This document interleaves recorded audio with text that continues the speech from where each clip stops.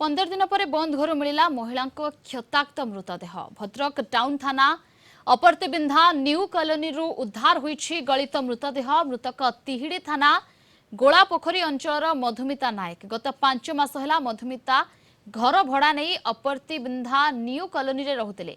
तेबे स्वामी महेश्वर नायक मुंबई रे रही चाकरी करुथिले।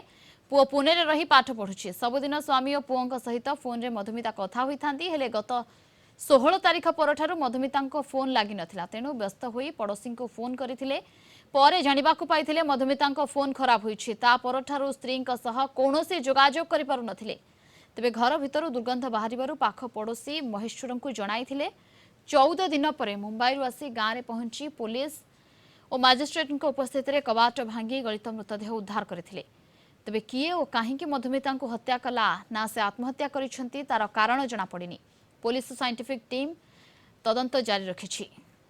डोरटा बाहर लॉक थिला एवं गोटे गंध माने पचा गंधर स्मेल आसुला। लोकल माने जे कहले आसली देखा परे गोटे गलित सब देखा जाइछि एवं इनक्वेस्ट पोस्टमार्टम हला परे कोथि पय मृत्यु हला कोन को सर्कमस्टेंस मृत्यु हला ए सब हला परे जना पड़िबो कोन।